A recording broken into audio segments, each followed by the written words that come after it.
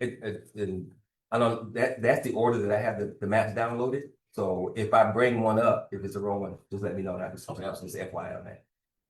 Okay, so let's see here. And we'll make sure we are live.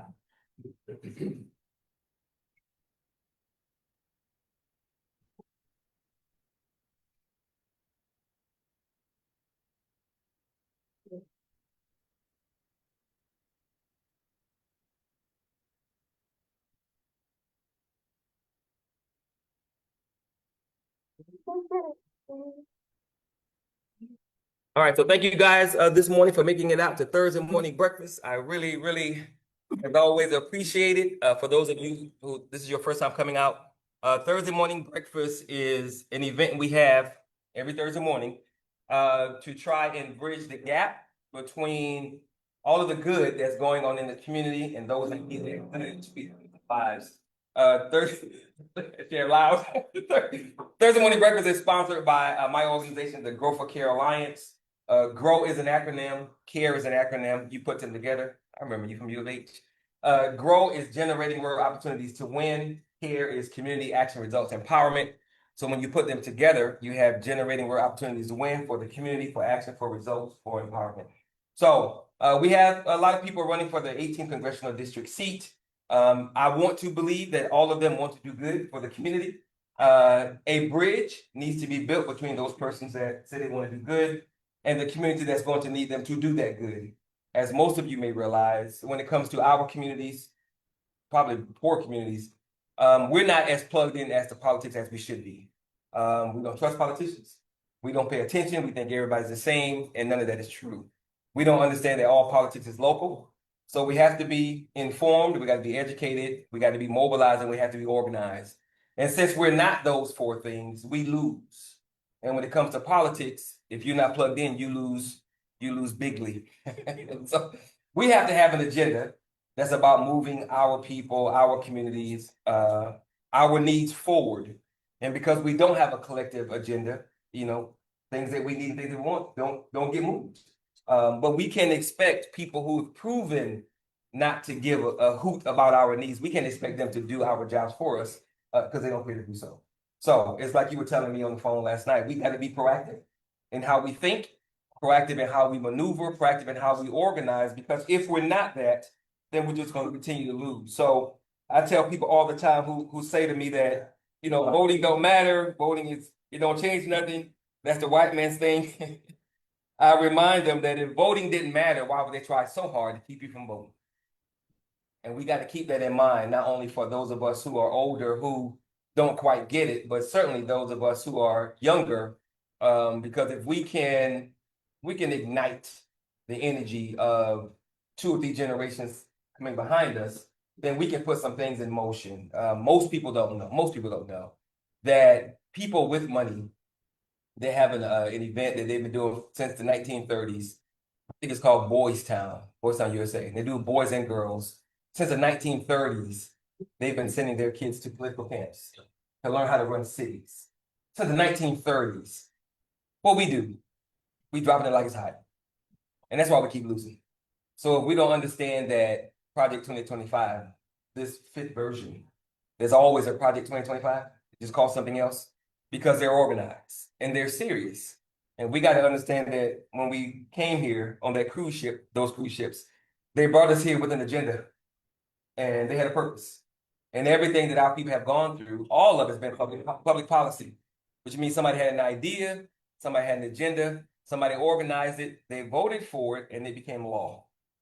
Everything that we've gone through has become law. So we got to understand that if we aren't proactive, and if we don't get in front of these things, then other people's agendas will become laws, and we're always going to be on the other side. So we're going to hear from Brother Robert Slater this morning because he tells me he's the Malcolm X of politics. I'm joking, he didn't say that. I'm just putting it out there. But from what I didn't know the brother before the election, I knew of him, but everything I've seen so far, he seems to be a solid brother. And we had a few conversations over the past few days, and I like how he thinks. But I don't know. He might be lying. We'll see. So don't be afraid to ask him questions. He prefers unscripted questions. So if you have something, be like Ms. Bono. She's not afraid of anybody.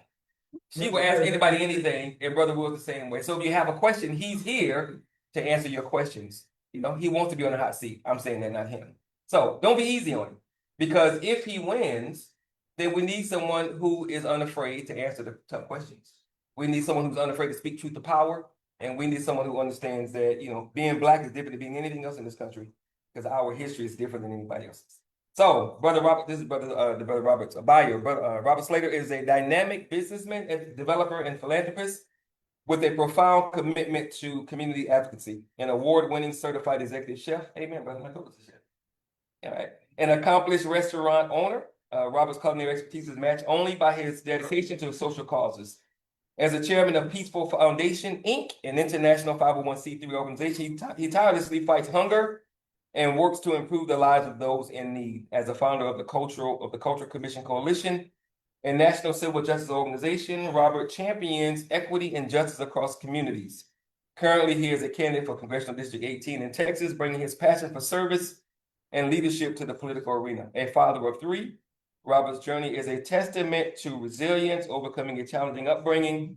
He defied the odds to become a successful leader, driven by faith, purpose, and an unwavering passion for making a difference. On that note, can we give a round of applause for Brother Robert Slater, who's going to help us finish that place? It's on you. Thank you. That was a great introduction of bio. I tried. Thank you so much. Usually when I speak to constituency or to people, to our people, our folks, I don't like spending a lot of time talking about myself, because most importantly to me, it's not about knowing the candidate, it's about the candidate knowing you. And when I say that, I mean, there's not a statistical box that exists that I haven't checked, that I don't check. From being raised by a single parent, from being justice impacted, homelessness, so on and so forth.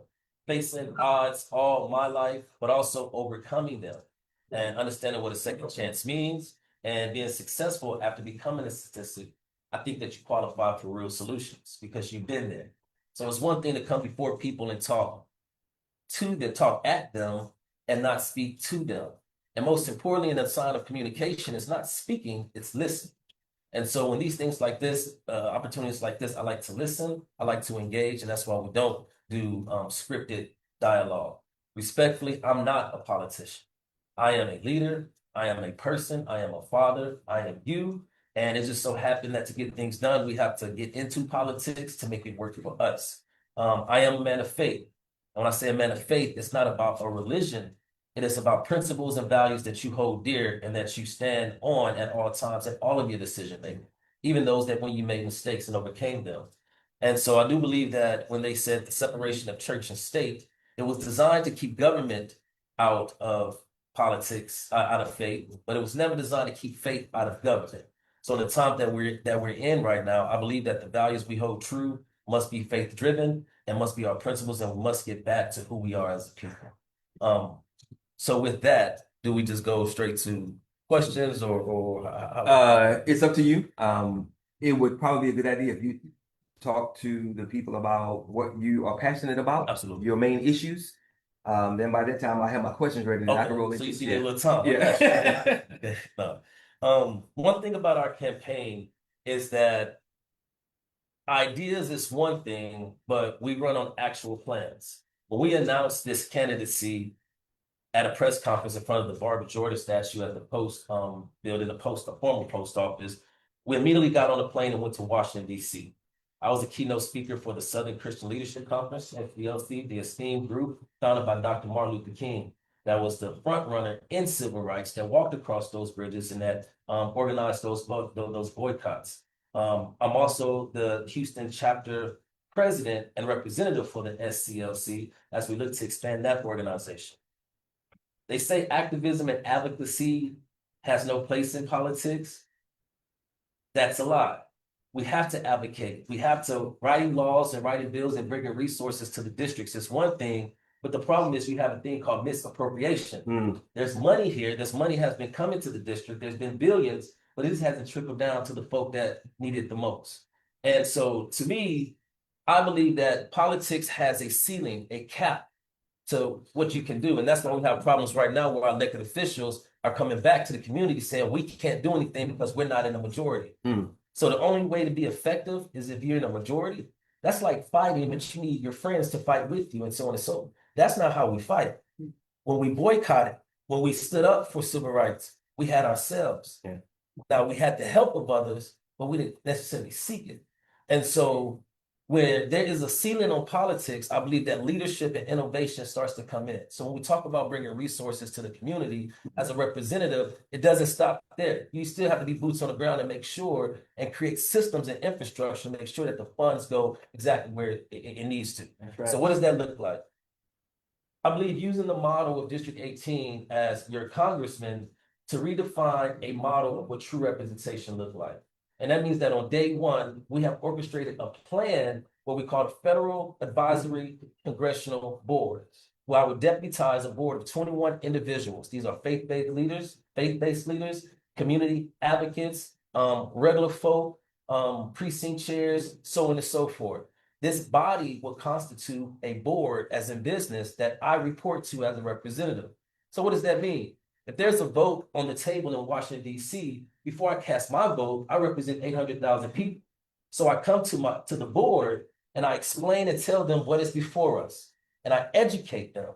And then we allot a time so that board can go back to the constituency and educate the people on what's going on and get a consensus. And when that board comes back together, that board votes on that bill. And wherever the majority of that board votes shall be my vote that I cast in Washington, D.C. All right. And what that does is that I'm not up here representing my self-interest, but I'm also creating a pipeline of education so the community know in real time what is going on. So we don't have to constantly have to react after something is at the table or something is in a threat to vote. And we have to be told how to feel about it.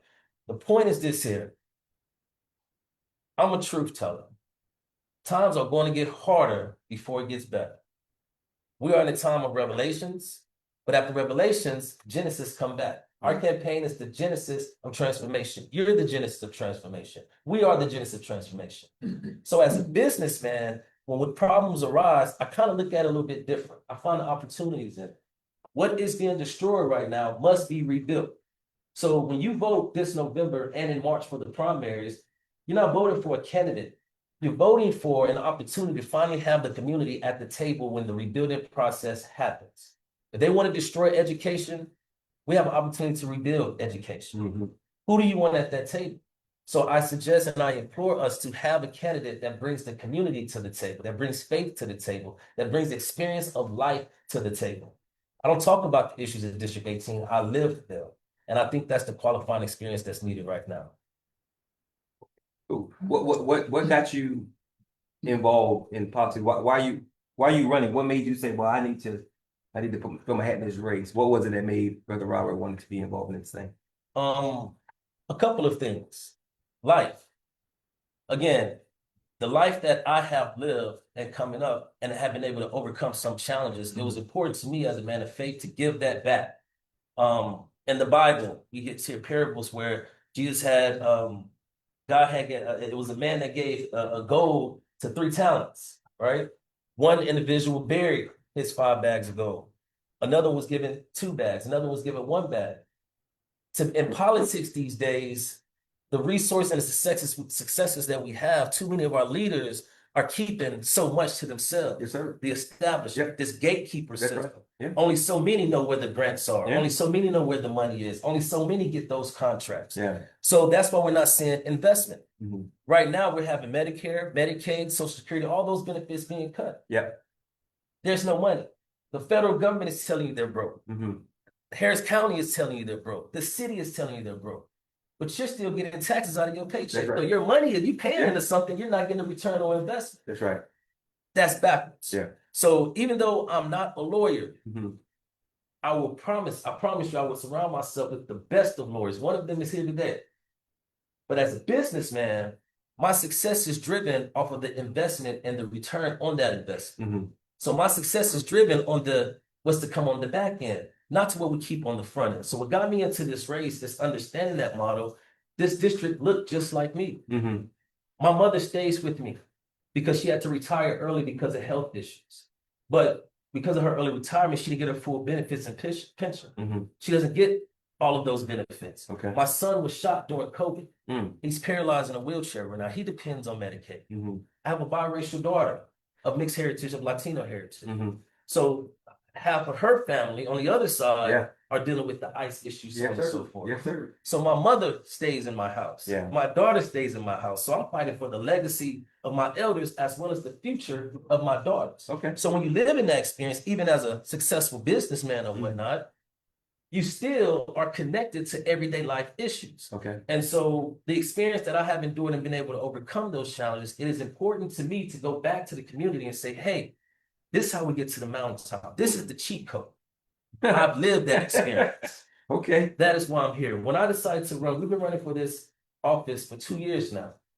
For those that don't know, we was on the original ballot with Congresswoman Sheila Jackson Lee and Amanda Edwards. Okay. The news only told you it was 2. It was really 3. 2 weeks before the primary, to not force a runoff, we did decide to suspend our campaign and join the Congresswoman. Okay. And I'll be honest and say that even though I loved and respected the legacy, there were some issues and decisions that I wasn't for with the Congresswoman. But however, the way that I was raised, I did not want the Congresswoman to go out with a loss. She lost the mayoral race, and she has a legacy that means so much to the people. So I didn't want to be a part of a system that was meaning to see such a giant in our community go out on a loss. So as a general, I want to stand by her side and hold her hand at least one more time across that finish line with the victory. And we did just that. But we didn't work for Sheila Jackson Lee. We worked with the Congresswoman. Amen. We sat at the table and she gave us a seat at the table to start working on some things. And due to her unfortunate passing, we didn't see all of those things come to fruition. But it gave me an opportunity to peek behind this Wizard of Oz curtain of politics to see the buffoonery of what's really happening. So we got back out there in the forum when the Mayor Sylvester Turner and some other candidates had stepped forward. And we were successful in pushing our movement a little bit further. He was chosen, and then he ended up winning that seat. And unfortunately, he passed away. So in unprecedented times, this is our 3rd time running for this race in one cycle. It's never happened in this country. And respectfully, when we was debating Sylvester Turner, and it's on YouTube, we stood on that stage and said, hey, we are in the middle of a revolution. We called what was about to happen and what was to come. But as a people in the community, we were complacent. We didn't believe it. We stuck to the same old system. And that is what we have to tell the community and give them the truth. Not tell you what you want and need to hear so you get the vote. But tell you what you need to hear so you can empower yourself to make conscious decisions. That's right. Regardless of who you vote for. And though my campaign team don't like this, but I say it all the time, I'm not here asking for your vote. Because I believe that after you hear this movement, you're going to vote for me. I'm here to empower you with information to make a conscious decision and get into the system and make the vote regardless. And that's what's more important than me winning this seat. Okay, cool. I have several questions, but I don't want to hog the mic. Sister, what's her name? Julia. Just FYI, Julia. As I maneuver my laptop, you're on the screen. I just want you to know. Everybody gonna know your business. I'm just saying you out there. All right. So, does anybody have a question for Brother Robert? 'Cause I got a bunch. Okay. Questions. Thank you, Slater, thank you for speaking with us. I watched an interesting video yesterday about the phenomenon of reversibility and how certain stakeholders or government actors will allow a problem to continue, for example, a lack of affordable housing or mass incarceration or, food deserts or whatever it is, because it provides them something to run on and again, something to fix. So I'm wondering if you could speak to your proactivity with some of those issues and hopefully like a lack of ulterior motives and an interest in really working for the people. Absolutely. Good question. You trying to get me. I love it. I love it. I have a security run. Don't pull no punches. Right. Because that's the truth. And I made a commitment during this candidacy to mention or not to mention Donald Trump's name. That's 3 times in a month. Too many. Or the Republicans. Because I believe that we have to clean out our own house as Democrats first. We can talk about what Donald Trump is doing, but you know what hurts worse than that?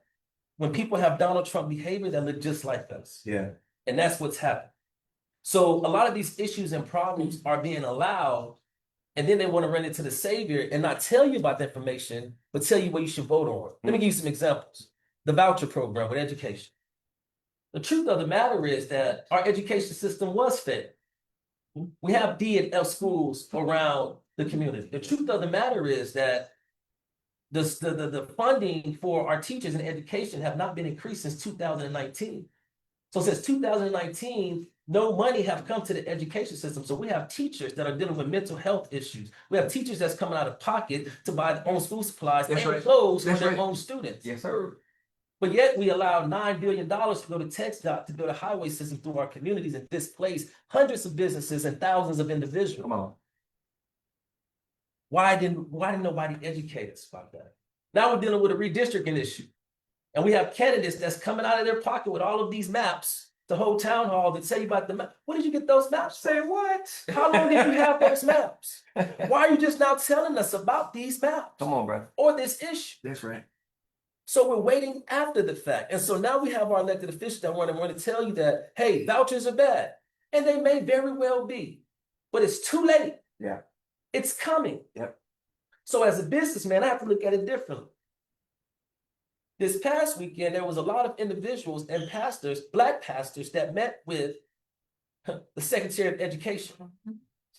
They're at the table getting money for grants and vouchers while we're over here being distracted about a fight we will not win. Come on.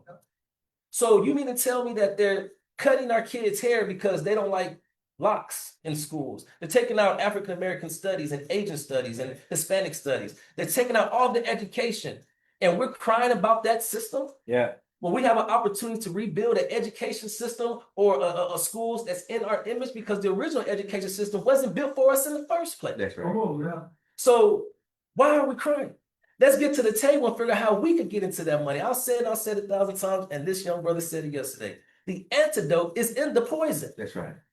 We're running from the poison as if that's the cure. No, you got to capture that poison, figure it out, and create the antidote from within. That's right. So yes, to your point, we're constantly reacting as a party, and it's advantageous for us because we donate on, we run fundraising on it. Donate to me, support our campaign so we could break quorum and pay for us. What the hell do you mean? There were people in the 60s that died for protesting. They got bit by dogs and hosed down by water hoses and beaten. Women that lost jobs and lost their lives. And you want somebody to pay you to do what we elected you to do? It makes no sense. These are the games that we are playing. So we got to clean out our own house. I love the Democratic Party and I am blue to the veins. But we have lost our ways. And we're not having plans. We're not even having propositions because we protest. We don't have a plan because we want to proclamate all the time. What are we running on? So I'm not afraid of this redistricting. It's making Texas purple. And that's why we're having a press conference today to break down these maps and come up with a plan because our officials don't have one. Right. But the community, we have us. We got to start getting us. Dawn, I was gonna leave my question to the end, Yes. but she touched on food, so I'm gonna go ahead and put in my question. So understanding your business background and that you own a restaurant, what has been your current experience with the food industry and its supply? I ask that because we are looking at starting a food sovereignty program for Houston. And we are looking to get individuals, local individuals, more active within the local food scene. So understanding what your issues have been in supplying your restaurant with food and understanding how food affects individuals in the community. What's been your experience and what can you do to help us with that movement of being able to make Houston neighborhoods food sovereign? Great question. So to understand the economics around food crisis, there's profit and poverty for some. Yeah. Right? Yep. And when you don't have a pipeline or infrastructure, the profit margins grow. Let me break that down a little further. As a restaurant owner, I work with Gordon Foods, US Foods, Gordon Foods, US Foods, Cisco, so on and so forth. I'm here to tell you as a restaurant owner, there's food. We don't have the pipelines or the means to get it where it needs to be. Okay, got tariffs. We do have disruptions. When the cartel acts crazy, we may not get avocados or lemons or something. Yeah. We don't have the infrastructure. So we have a food desert in Fifth Ward on Acres Homes where an HEB can't come in or a good help me option. Why would I want healthy food in an area that I'm making money off of by being unhealthy and it's keeping people on Medicare? That's right. And Medicare. Why would I want you healthy when I'm making money off of your disease and your sickness? There you go. Bingo. When there is a small per se health institution that's in the community, the big hospitals buy them up and they're nonprofit. So to the food point, we have to dismantle and get rid of the system and start thinking of our own. This is where we acclimate the churches into play. In our communities, the church is typically the foundation, and the others, the bank is a foundation. They build communities around banks. We build communities around the churches. So we have Black farmers and agriculture. We have seed. We have heads of cattle. Let's get those Black farmers and those products directly to the communities by putting them on the churches during the week. Farmers markets, farmers fresh food. There's no pipeline. We don't have to build a grocery store. We have churches on every single block. But we also have to educate. How do we get our community to understand that it's healthy to eat good? Mm-hmm. But this is where the system messes us up. How is an organic head of cabbage more expensive than a cabbage that's filled with chemicals and pesticides? Don't you pay for those chemicals? Come on, bro. How is something more raw and fresh out of the earth more expensive? Yeah.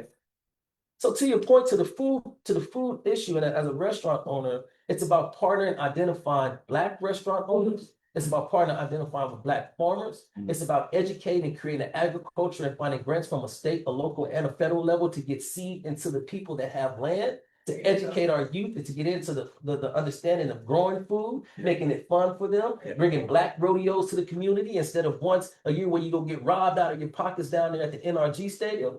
Let's teach our kids how to grow their own. Let's educate them. So that's when you create an infrastructure and a system like that where we're self-sustained, then we create those type of things. But let me go a little bit further. Because of this food crisis, we're the only campaign that's in negotiations right now with Gordon Foods and Cisco to create 3 to 6 satellite food banks in the community by the end of 2026 as they cut the food bank away. There you go. So then you put the pressure on these restaurants, these Black-owned restaurants, minority, and even the white ones. If you want to benefit from the tax code, what portion of your waste or your goods or your food can you donate to those that really need it? And I'm here to tell you that over 50% of the restaurant owners I talk to are willing to stand up, but they don't have nobody going to them to activate them and encourage them and get the system to do so. There you go. So we're actually, Mr. Kamani over there at Acres Farms, we're working on that local food program. I have an acre at HCC North Forest that is optional at 20 acres. Within the group of local farmers in Houston, we have between us around 1,000 acres. Like yourself, I have experienced that when I do go to a restaurant, there's they are willing to say like if it's the baseline local food and it's healthy and it's organic, like we're willing to do something. I was online today, and Precinct 4 has gotten $55,000 for air conditioning, but we're over here looking to grab funds for food, and we have not successfully found it. Problem. Priorities are perspective. It goes back to that system. Money is here. Yeah. It's just not going to where it needs to go. That's right. And so again, as a federal representative, it's my job to go fight for those resources and get them here. Then the state of Texas they decide to keep it or whatever. And then you got the city that if they got to pay their police officers or pay some type of overhead to get out of the hole, they're taking money that was allocated to the constituents. $437 million from Harvey was dedicated to the community from Harvey that community never got because it paid the bills of mismanagement from other city local officials. Wow. Money has come, but it has went, and we have not seen it. Yeah. So making food deserts, food issues is a priority, but it's not just about doing it in block grants. It's about bringing individuals like your organization and others to the table to understand where the money is at, how it's allocated, create a metric to make sure that your credit gonna be good. If you get $1 million grant and you use it, and I could give an impact off of it to see where people was positively affected, then you're gonna keep on getting that $1 million, $2 million, $4 million, and $5 million. Right. Versus someone giving it to their cousin or JoJo from who they grew up with. Yeah. So we have to bring people like you and your organizations to the table, not on the menu, but to the table of the resources and help you. And then me as a leader in a restaurant, that's just not enough for me. I want to come and work with you. I want to teach some of the classes, teach people how to pick that tomato and cook it. I want to help educate. There's more that we can do outside of just being a representative. It's been acclimated with the community to see true success and great impact. Let me ask you the question real quick. The name of your advisory board was called Federal Advisory. What's the name of it that you mentioned? The Federal Advisory Congressional Board. Oh, I got it right. Okay. So two-part question along those lines. First one is, how do churches who want to be involved with it, how do they get on the list to be a part of that board? And what about those persons who don't go to church but still have some good information to share with the board? How does that work? How do people get on it, the churches, and how does other people who don't go to church get on the board? Absolutely. So we put out an advisory and a press release that actually August 1st, this coming weekend, we're going to put out a sign-up link for anybody in the community to nominate someone. Okay. So out of those 21 seats, maybe 3 or 4 may be allocated for faith-based. Okay. Maybe 2 or 3 may be in healthcare. Okay. We're looking for individuals Gotcha. of the different industries. Yep. So we have a cohesive, Yep. diverse board that can speak as experts on all issues for the community. Yes, sir. Yes, sir. And anybody else have a question? Mr. Muhammad. Yeah, first, I want to thank you for introducing the board. That's the most revolutionary concept I've seen in my life. Yes, sir. Yeah. I like it. I like it. Because people think this is a democracy. Democracy is ruled by people. Come on. And the founders of the Constitution deliberately did not make America a democracy, they made it a republic. Yes, sir. So we have to vote for representatives. Yep. And this is the first representative in the past, I've seen try to include the people in that decision-making process. So I just want to commend you on that. Yep. So my question goes, it's 2 parts. One is with this redistricting, how will this affect the current campaign for congressional district 18 and how will it affect it going forward? Is something that will affect this current election cycle? Is this something?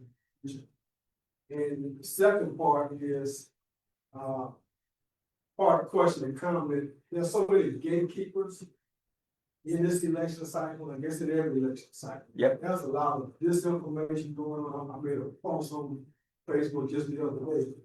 A poll says 2 candidates are dead. You come to find out they only offered 6 choices. 20. Yeah. You know, so what's your strategy to try to break around that gatekeeper that tells this city of silence people from having real opportunity to touch that? Yes, sir. And thank you. And again, forgive me for always going back to the principles of my faith. There is a scripture where Jesus told the disciples, leave everything that you have behind. Clothes, money, go, you don't need it. Well, let's go. Meaning that all you need is the word of truth. And so I believe that right now, the way that what's happening, the community is paying attention more to the political system more than ever. And they're demanding answers from both parties on the truth. So a lot of these games and schemes are playing from both parties. They're not getting away with it as much. So now it's a blame game. When you have the truth, you ignore that noise, and to go around the system, you go directly to the people. We have not gotten endorsements. We have been blackballed. We have been offered money not to run in this race. We turned it down. The big donors that normally have allocated to support us have turned their back on us. We have raised close to only $5,000 closely to this race. And I saw something that was online on Wikipedia. They had us at 200,000-300,000 of this and that. I don't know where that came from. I wouldn't. That's somebody thought we was going to set the check. I turned it down. Keep that. You know, my point is this here. Even with all of that, we're still here and standing. Yeah. And that's what the community could relate to. With what little they have, they're still standing. And so we still fight them. When we decided to run against the great Sheila Jackson Lee and Amanda Edwards, they wanted me to be a crossing guard. You can run at city council, start here, but I'm not running for an opportunity. This is not a consolation prize. I chose District 18 first. And so it does bother me that all of a sudden 30 people want to stand up and they wasn't here months ago, but they have that right. So the gatekeeper system right now, they're scrambling to try to keep hold of what they thought was for them. It's like everybody breaking to hold on to the cash register, but the light is shining. Yeah. The people have not been treated fairly as they should. And so what is old is being destroyed. You can't pour new wine into old wine. That's right. Come on. So this candidacy is not about a candidate, it's about the establishment and the system that I have dedicated myself to go against and dismantle. Whomever going to win, we need a system and an infrastructure that truly works for the people, and that's my purpose. Amen. What about this redistricting? Will this affect the race you're currently in or? Absolutely. This Hold on, Rob, before you answer. You mean, which one you want to show first? Go ahead and bring it up. Which one? Let's do any one of these three, and then you could do last. I'm gonna do this one first. Right. Number 3? This is fun. Okay. I want to bring it up because right now the redistricting has put us in a constitutional crisis. The bottom line is right now, we as candidates are running for a seat that we don't know who we're going to represent. The election is November 4th. Most likely it's going to go into a runoff. The runoff is somewhere in January. When that winner is declared, less than a month and a half later, it's only 28 days in February, and March 5th is the primary for the new term that begins in that November. So this representative, whoever wins in January, may only be a representative for 6 or 7 months. And it's going to be a whole new district that you have to campaign for from winning in January. All of a sudden, you're campaigning with a month and a half to a new demographic to win for March. Wow. How can you represent someone when you haven't had time to get out there in the community and see what their needs are? Yeah, get to know them, yeah. Yes, sir. So now we have a mess to where representation, even after the election, is not going to be valid. So once again, the people are going to suffer even worse on top of what they're suffering from right now. And so to show a little bit of detail, they can pull it up. This is the current map of District 2029, which is 75% Hispanic, and it's represented by Representative Sylvia Garcia. It includes South Houston, Pasadena, Galena Park, Channelview, go up to Aldine, Northwest area, Little Antastasita, and come down into the central of Houston. Go to the next one. This is the current map. This one? Go to this one. Under the new plan, this is what District 29 will become. So from 75% Hispanic, it goes down to 54, a little bit over 50% Hispanic. And it's going to encompass all of the east side of Houston is taken away. It's going to include this very spot that we're in right now, Acres Homes, going up through Humble to the southern part of Spring, maybe even the Woodlands. That's crazy. This by default is a new seat. Sylvia Garcia, who knows this district, this area, knows little about this new district or whoever's going to run for it. Lena Hidalgo, whomever. But this one also is on our sites because Acres Home and the community that they've taken away from District 18 is being folded into new District 29. Let's go back to another current. And Brother Robert, are these maps already, these are going to be the actual districts that they're trying to move forward? This is the one that was proposed as of yesterday, I believe, by Mr. Tony Hunter, a representative by the Republicans. This is the first one that has been submitted by the legislature, and we believe that this is the one that they're going to try to run on because they're under a time crunch. And I'm going to break all that down in a second. Yes, sir. Explain that where I'm at. I'm going to go to 9 right now. Let's go to the old map of 9. Which one? This one. This is the current map of District 9. Southwest Houston, go down to some Pearland, Missouri City, Manville, Fresno. This is by Representative Al Green. Going into the new map, go back to the new one. This one? Yes. District 9 has totally been shifted to East Texas, to East Houston.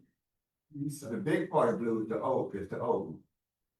Well, you're paying, is that the old? No, the old one was the gray one. The gray one, the old District 9 is in this area. Okay. This right here. This is Southwest. Okay. The new District 9 is going to be in this area. So by default, let me explain it. The legendary Al Green decided to stand up for us.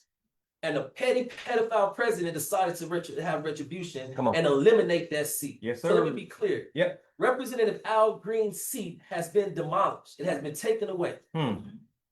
His representation his seat has been taken away from us. That's what that means. This is a whole different constituency and demographic. But he's going to be forced to represent that at least up until November of next year, until this populace gets a new representative. And a great part of this is Republican territory. That's the game that we're playing. Yep. Let's go to District 18, to the old map. Uh, This one right here. This is a little shady, but this green part is District 18. Starts here in 3rd Ward, goes up to the southern part of downtown. It shoots right to 5th Ward, a little over here, I think in Pleasantville. It shoots left up to Acres Homes, Cypress, Little Jersey Village, swoop up around to Humble, including Bush Intercontinental Airport, excuse me. So the southern part of District 18 is 3rd Ward to the 610 area, to Sunnyside. Let's look at the new map. And the new map, which is right here, it basically takes the old District 9 and folds it into District 18. Let me add clarity. They combined 2 black districts into one now. They took 75% of District 9 and put it into District 18. Only what's left under this new map of District 18 is about 20 to 25% of what we know it as now. 75% plus 70+% is going to come from Al Green's seat, 1 or 2% from Lizzie Fletcher's seat, and some of these other surrounding areas. So now under the new map, proposed map, you still have 5th Ward, it'll come down to 3rd Ward, but it'll expand down into Southwest Houston. So when we saw the growth of District 18, the expansion going up, they've chopped it to make it go south. That's the politics we're playing. So right now, these 30 candidates that's in this race, including myself, is running for a district after March. Only 25% we're fighting for. We don't even know who we're fighting for. All of our debates mostly are in September. I think we're between 6 to 9 debates. With all due respect, what are we debating? Yeah. All right. What are we speaking on now? We don't know. And so a lot of these problems and issues, and they're doing it up north also. Jasmine Crockett's seat is being planned around. Her seat is being shrunk and moved a little bit out of Tarrant to Dallas County. Then you have 2 Democrats that's being collapsed where they're forced to fight each other. This ploy and play is to make Democrats fight each other and Blacks and Hispanics go after each other. I'm gonna throw you a bone and y'all figure it out. Texas is a majority minority state. From 2010 to 2029, 95% of the growth in this state was from Black, brown, and Asian communities. Though out of the, I think 30 to 40, 20 to 30 something percent is in white representation. Though they're the super minority. This is racially driven, but at the same time, and we have a press conference talking more about this, as a businessman, listen, we could protest, we could do all this, we could do whatever we want to. At the end of the day, we have to do something in action, and we have a plan. We wrote out a plan called the Unity and Strategy Plan that is based on, y'all want to put this map out? Game on.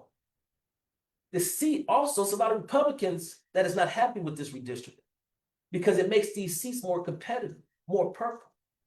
So while we're talking and crying and doing all these hearings, people are people. If you got a plan and a good word, it don't matter what party you in. If you got a plan, let's go sell it. Let's go into these Republican communities. They suffer from Medicare, Medicaid as well. That's right. You got a lot of Republican constituency that is not with MAGA. You got middle American independents that have nowhere to go.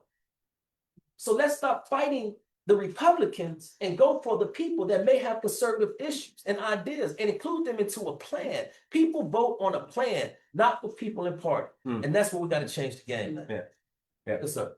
Just want to follow, this may actually be where you're going with your press conference, but when I looked at it, I actually made a comment online about it.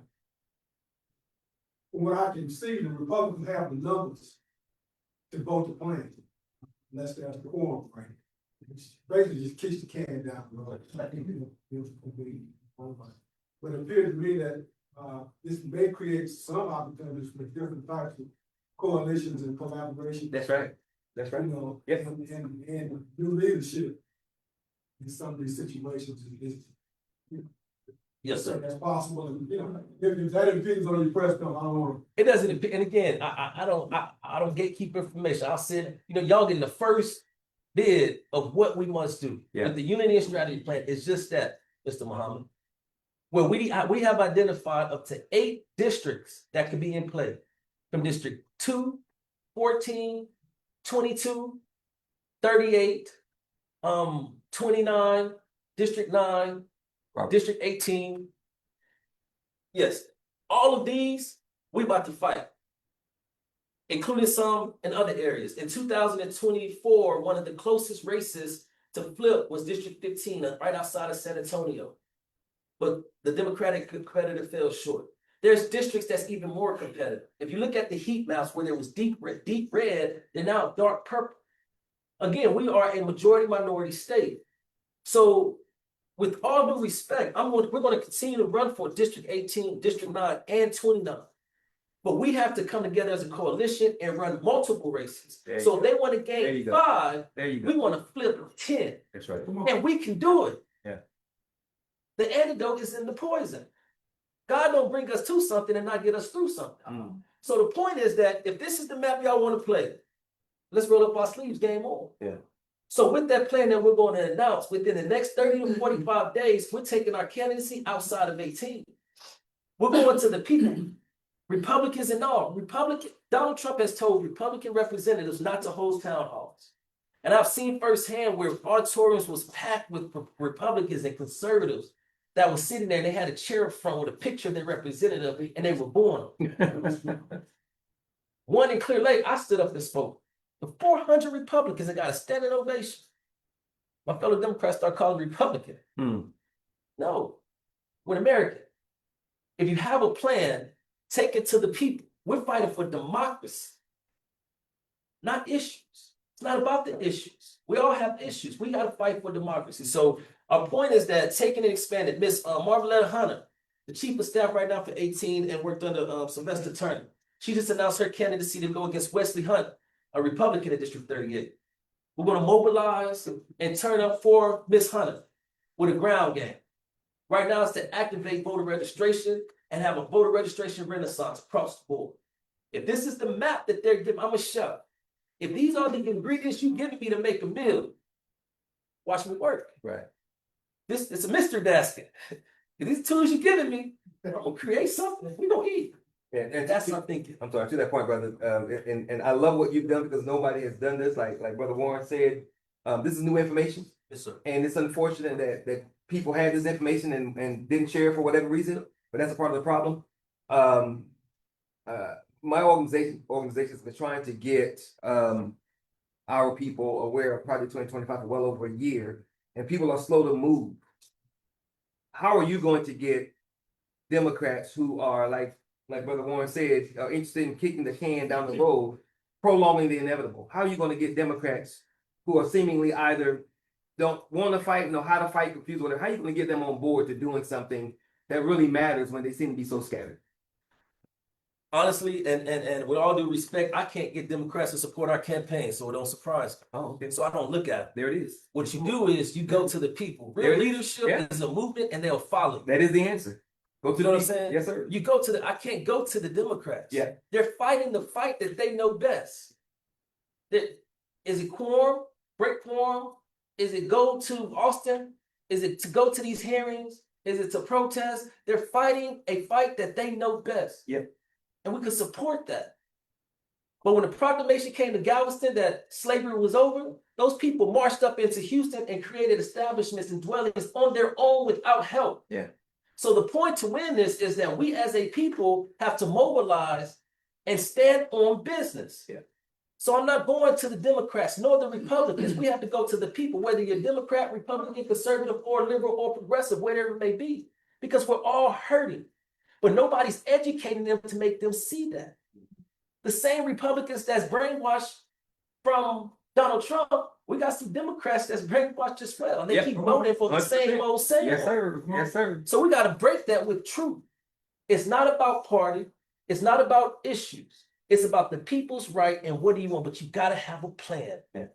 Amen. You can't scare them. Can't just rah-rah and talk. You have to make them vote on an option of a plan. And that's what we're building. That's what we have. And we want to expand on with the community health. And we want to take it to every corner and every seat. We identified 8, including the ones that was just on the screen. And we're going to have those town halls. We're going into Republican territory. We're going into those red. We want to take the fight to them. And we have time to do it. But we got to stop being distracted and wasting it on fruitless evidence. Okay, does anybody else have a question? Ms. Faulkner? What are your thoughts on the governor working with Donald Trump opposed to working for Texas? Good question. With respect. Yeah.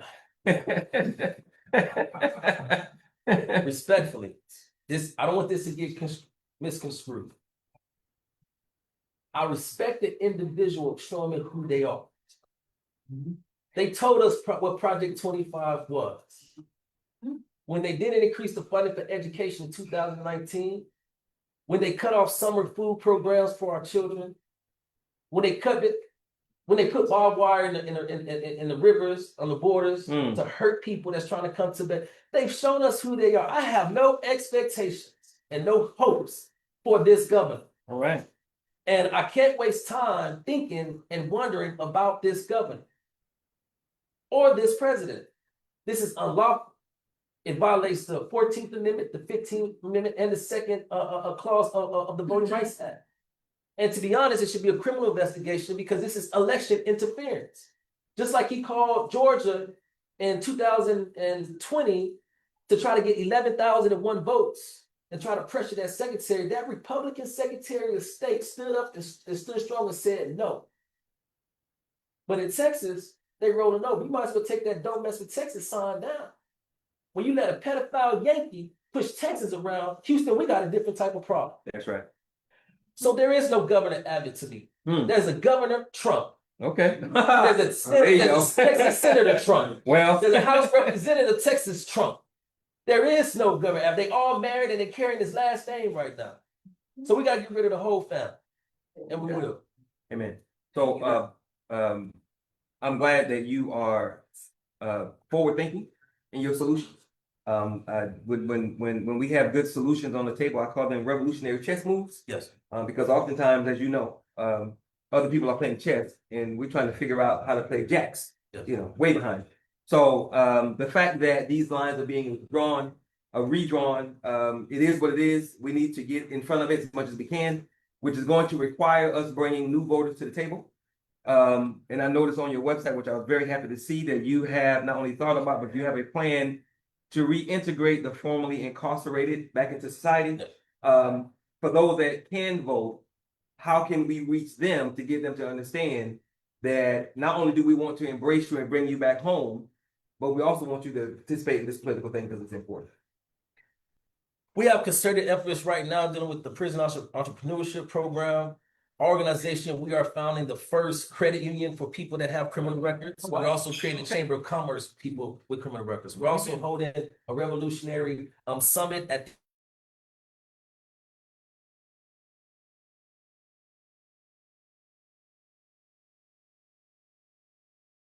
impacted don't know they have those rights to vote. That's right. So we have to go to them and educate them on those rights. And then at a federal and state level, we need to free them up. There's 30 million plus individuals that is struggling to get back and acclimate into society, but they can't vote. They can't get blended. They can't get those opportunities. Right. And so one thing that we have that we worked with the late Sheila Jackson Lee with was an actual, not an idea, but a bill called the Recidivism Act. Okay. And it's founded on the premise of just like healthcare, that when you get out of prison, you get to pay into a system that federally bonds protects you. And it makes it discriminatory to go against from housing and jobs for anybody to discriminate you because of your record. Okay. Now, if something happens to a housing or to a job and some damages was accrued, then that entity can file a claim for compensation, just like insurance. Wow. So we've taken off your discrimination off the table. Yeah. And we're protecting them.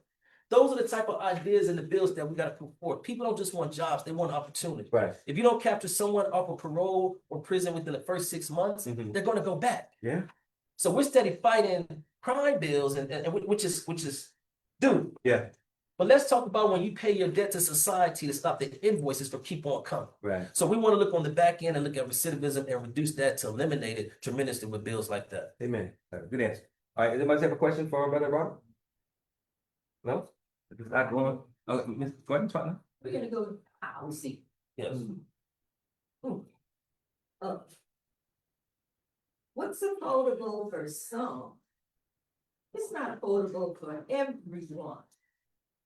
And a second part to that question.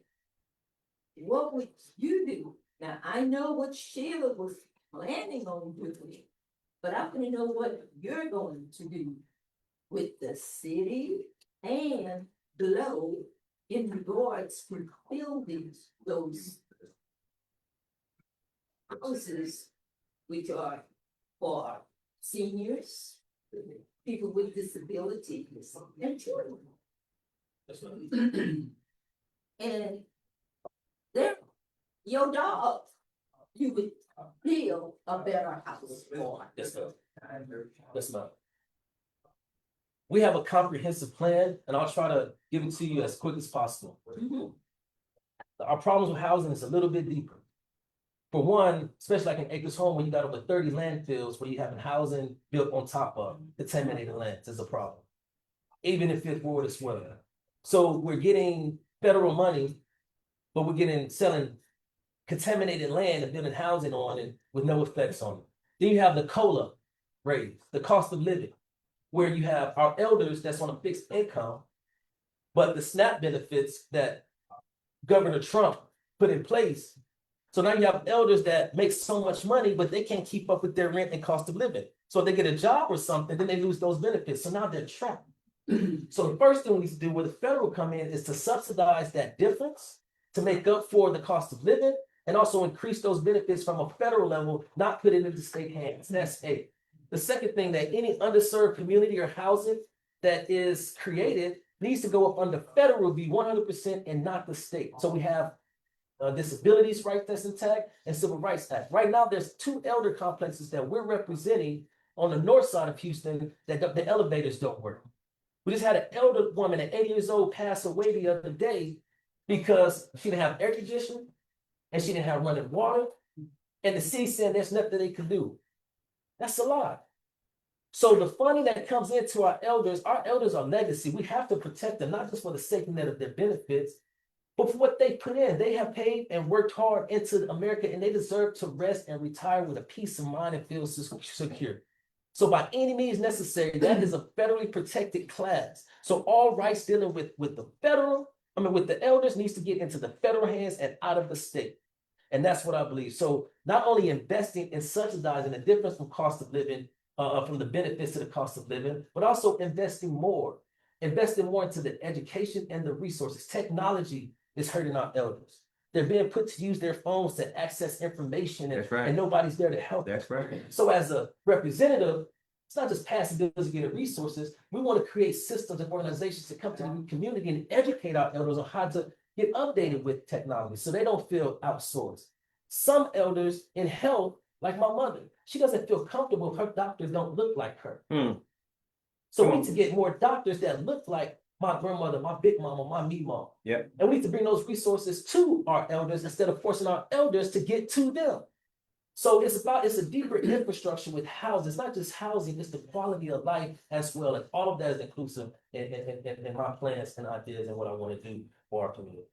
And also, the quality of the houses Yes. that are being built, either repair or reconstruction. Yes. Again, and when you put that under federal guidelines, the city will not get money. The county will not get money if you don't hold up to these metrics and standards. The quality of it, the same insurance and building that you put into Washington, D.C., the Capitol building and the Congress needs to be the same for our elders.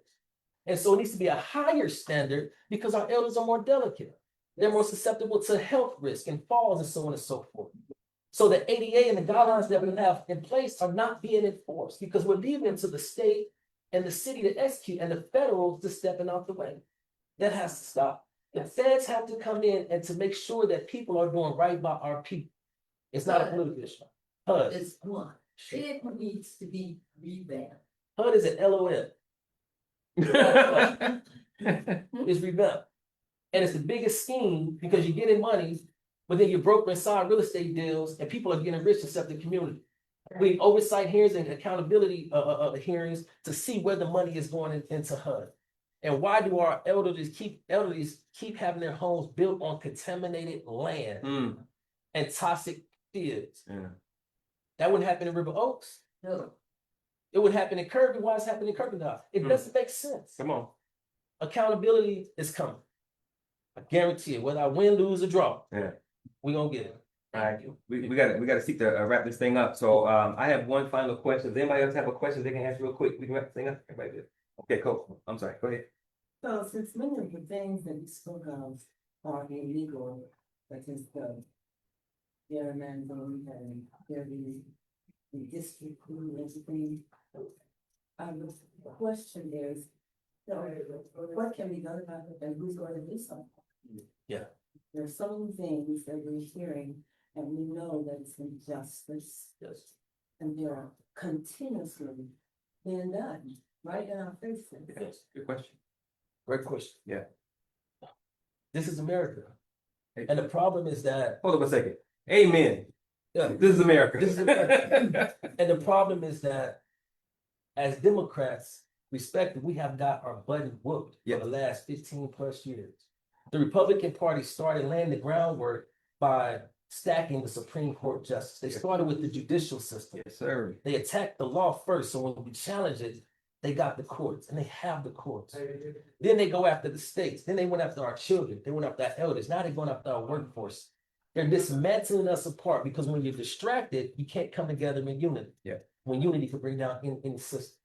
So now, brazenly, you have a president that the Supreme Court says that anything he do in office, he cannot go to jail for. Mhm.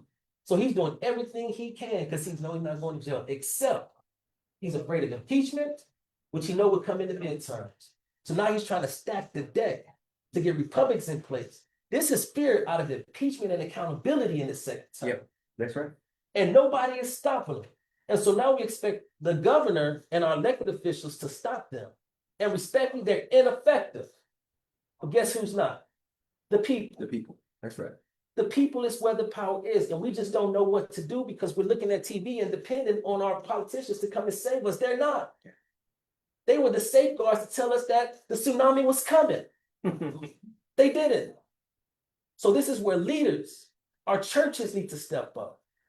We gave enough times for y'all to have a backbone and get from the pulpit and get out there on the streets with us. Stand up. That's right. We need our leaders to step up. I need men to step up. We need everybody to step up and come together and put issues and differences aside. Because when you have silos, you don't have synergies and the community suffers. So this is where leaders, and we're organizing right now to come up, our organizations, our 501c3s that's feeding, come together and let's get everybody to the voting box, no matter who you vote for. When they see that, they have no point to yield. So the judges is not going to help. The law has let us down. Yeah. That's not good. But who hasn't let us down is when we come together as a community and march on the real leadership. We lock arms and walk across that bridge. We boycott them buses. We have to come back together. Yeah. That's the only way. And this is not me just saying it hypothetically. This is saying from an organizing standpoint. And you're going to see over the next 30 days, we're going to see organizations and you're going to start seeing the cohesion of organization, church, Muslims, Christians, everybody coming together to come up with a cohesive plan, a lockstep, and a strategy. Right now, we're losing because we have no plan. And the plan is where the power is. And my last question ties into what you're saying, because what Brother Robert said is true. We have to stop accepting leadership that other people are giving us and identify leadership from the community, from the people, from the grassroots. Yes. Because if it doesn't come from the grassroots up, they are dedicated and committed to other people and not the people in the community. So it has to come from the people, and the people have to become leaders and not be afraid Absolutely. to speak truth to power, to understand, to organize. Because if it doesn't come from the community, it's going to come from somewhere else, and we're always going to be sold out. So my last question is about that, just that. which goes to keeping our kids safe in school. We have an issue right now that we're dealing with where leadership, quote unquote leadership, from HISD to District D to Worthing High School completely failed the community 100%. We have evidence, proven evidence, of a sexual predator operating at Worthing High School, but the leadership has failed us because they didn't do anything to take care of the community. If you were to win and become our next congressperson for the 18th district, what would you do? What could you do to help us ensure that we can surround our kids with layers of security, so when proof of a predator exists, we can actually do something about it? Accountability is key, Yes, sir. right? Not only that, we also saw, before I get to your point, is that when HISD, we're talking about saving a system where we saw that our board members was corrupt and getting kickbacks. That's right. And instead of going to jail, they got fired and we put them in somewhere, another instance. That's right. We're covering up the accountability respectfully. Mhm. In our culture, we have this problem that what happens in our house must stay in our house. When the uncle is not doing what he's supposed to do with the niece, we want to keep it a secret. That's right. We have to air out and clean our own house. And we Right. can't point at somebody else if our house is not right. Come on. So if a predator exists at Worthing, Yes, sir. if a predator exists at Worthing, Mm. and if those things happen, Yeah. then it's not only do we bring it to light and bring it to the community Yeah. and let the community know about it. Yeah. More importantly, we need to hold that individual and everybody that support that individual knowingly Yeah. needs to be held accountable. 100%. We are in this business to protect our kids, Yep. not the predator. Epstein happened, but we got Epstein in HISD. All over the place. We got Epstein in Harris Yes, County. sir. Yes, sir. We got Epstein in Houston. Yeah. And the Attorney General of Texas is Epstein. It's Epstein. That's Listen, right. Yes, sir. Yeah. listen, Yeah. listen. Folks, accountability is the truth. And unfortunately, we rather vote and keep secrets Mhm. because of popular politics and who Mm. we like. That's right. Identity. Because we don't like ourselves enough. That's right. We don't believe in ourselves enough that we're gonna put belief in a corrupt pedophilia system. Yeah. Because that's the best we got. The devil is a lie. Right. Every day, all day. We gotta believe in ourselves and love ourselves more. We got us. We the people. Amen. Last two questions, brother. Why is voting for you the best vote for the people?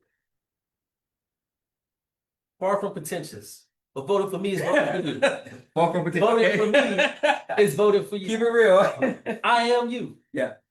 I don't talk about the issues of 18. I live them and I'm living them. Okay. Voting for me is voting for yourself.